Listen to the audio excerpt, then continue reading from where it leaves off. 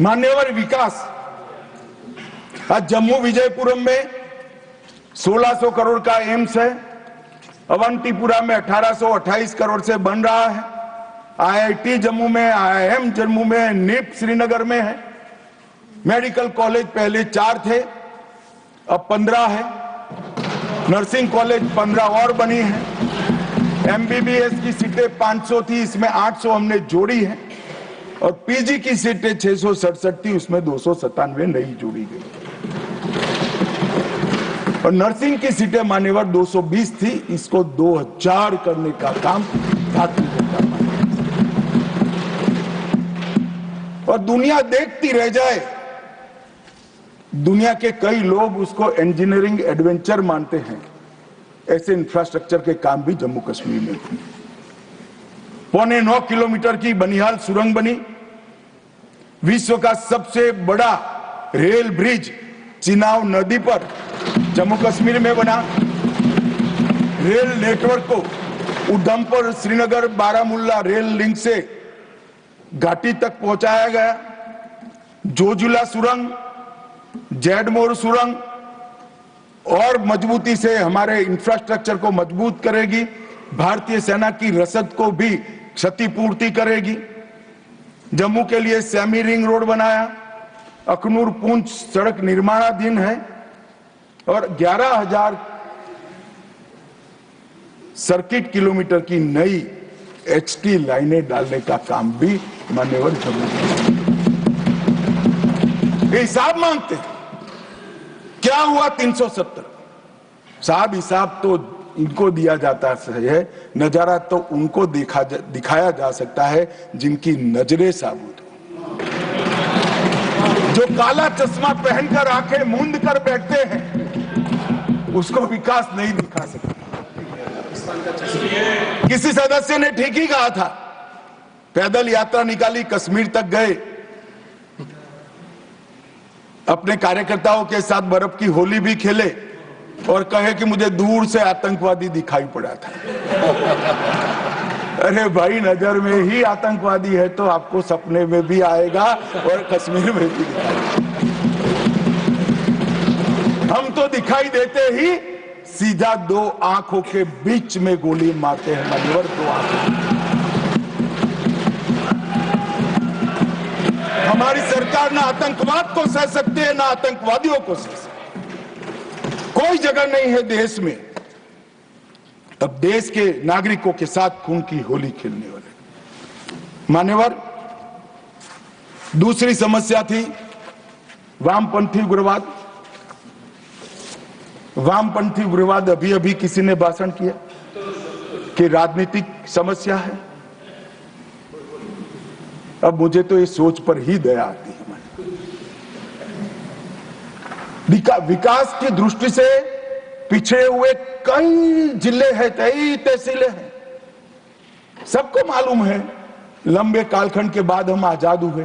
कोई भी सरकार हो, भले कांग्रेस की ही थी, मगर कोई 5-25 साल में सब जगह विकास नहीं पहुंचा सकता।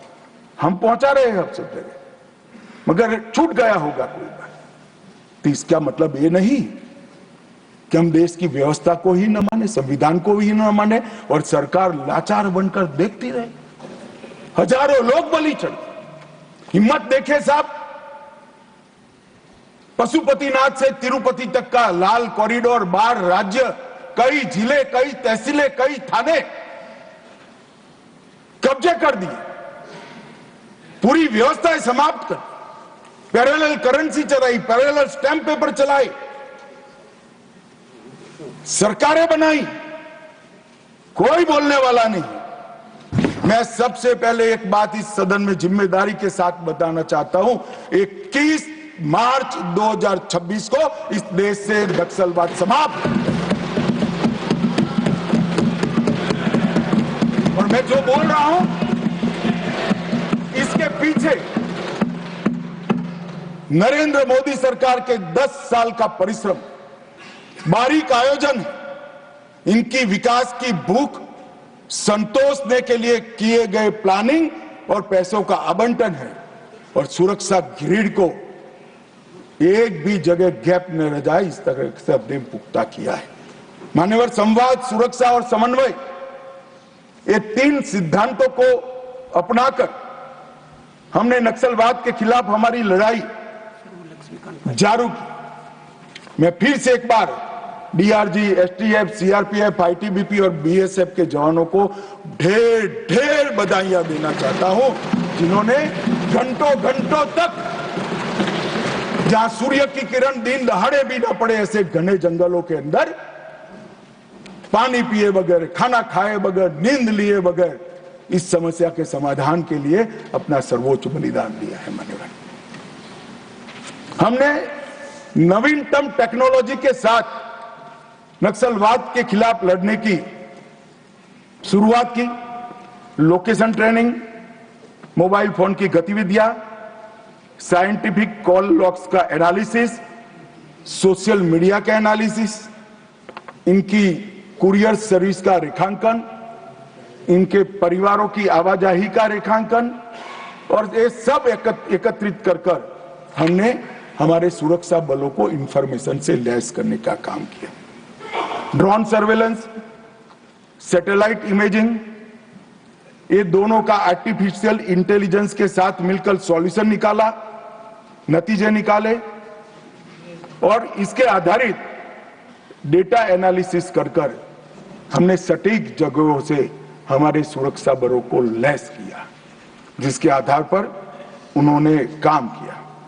मान्यवर, इसमें भी मैं कांग्रेस के शासन और हमारे शासन का कंपैरिजन देना चाहता हूं। कोई ऐसा ना समझे कि मैं कांग्रेस का क्यों दे रहा हूं। 10 साल के बाद मेरी जगह कोई और भाजपा का गृह मंत्री आएगा तो आपका नहीं देगा, हमारा और हमारा करेगा। हमारे पहले आप थे, इसलिए आपका कर रहा हूं भैया। 2004 से 14 कांग्रेस की सरकार थी, हिंसक घटनाएं हुई थी 16,463 और 53% इसमें कमी आई।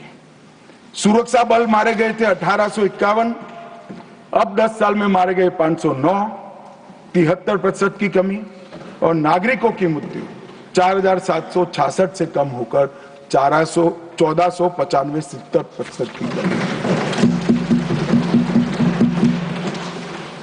मैं दो शासन एक ही जगह पे, एक ही कालखंड में अलग अलग विचारधारा के होते हैं तो कैसा परिणाम आता है, इसके नतीजे बताना चाहता हूं। मेरी बात कुछ सदस्यों को ठीक नहीं लगेगी, मगर नक्सल को पॉलिटिकल समस्या समझने वाले शासन जब होता है तब क्या होता है, और विकास के साथ साथ सुरक्षा की दृढ़ता के साथ काम करने वाला शासन आता है तो क्या होता है।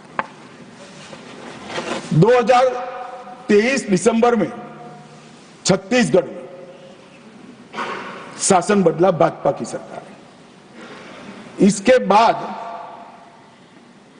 मान्यवर, एक ही साल में 380 नक्सली मारे गए, इसमें कल के 30 जोड़ना बाकी है। 1045 और 1194 गिरफ्तार हुए और 1045 सरेंडर कर गए, और टोटल 2619 संख्या में कमी आई। मान्यवर, 2619, और ये सब करने में सुरक्षा बलों की हताहत 26 है, 26। मान्यवर, एक उदाहरण है, यही छत्तीसगढ़ था, यही पुलिस थी, यही सीआरपीएफ थी, यही भारत सरकार थी, सिर्फ वहां सरकार कांग्रेस की। भाजपा सरकार आई, एक ही साल के अंदर 2619 नक्सलियों की फौज या तो सरेंडर कर गई, या तो अरेस्ट हुई, या तो मार गई। ये अप्रोच का सवाल है मान्यवर, सुरक्षा की ग्रिड मजबूत करने का सवाल। कांग्रेस के शासन में कुल 2014 तक 66 फोर्टिफाइड पुलिस स्टेशन थे, इसमें से 32 अटल जी की सरकार में बने थे, और मोदी सरकार ने 10 वर्ष में 66 के बनाम 612 फोर्टिफाइड पुलिस स्टेशन बनाए। मोस्ट इफेक्टेड नक्सल जिले इसकी एक व्याख्या है, कांग्रेस ने ही बनाई, हमने स्वीकारी। 2014 में 126 थे, अब उसमें से 12 बचे हैं और मैं कह चुका हूं 31 मार्च 26 को मैं शून्य लेकर यहां हूं।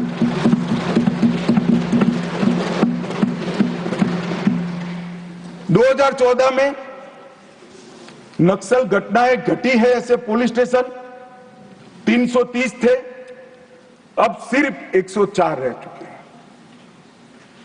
नक्सल प्रभावित क्षेत्र में 18,000 स्क्वायर किलोमीटर से ज्यादा था, अब 4200 स्क्वायर किलोमीटर बचा है मान्यवर। और नाइट लैंडिंग हेलीकॉप्टर हेलीपैड्स एक भी नहीं थे, हमने 68 बनाए हैं।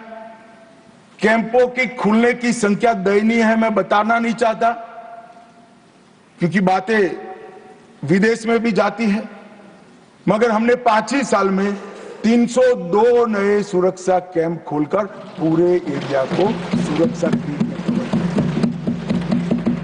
फाइनेंशियल चॉकिंग करने के लिए मान्यवर हमने एनआईए और ईडी का उपयोग किया, कई करोड़ रुपया इनके जब्त करे, पीएमएलए के केस कर उनके फाइनेंसरों को जेल की सलाखों के पीछे डाला।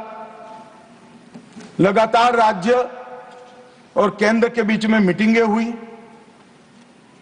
मेरे स्तर पर सभी मुख्यमंत्रियों की 11 मीटिंगें हुई और मेरे स्तर पर ही डीजीपीज के साथ 12 मीटिंगें हुई।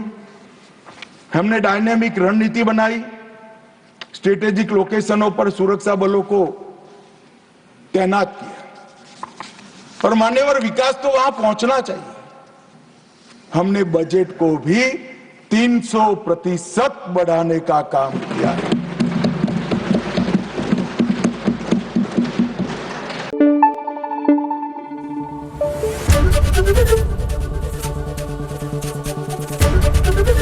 एबीपी न्यूज आपको रखे आगे।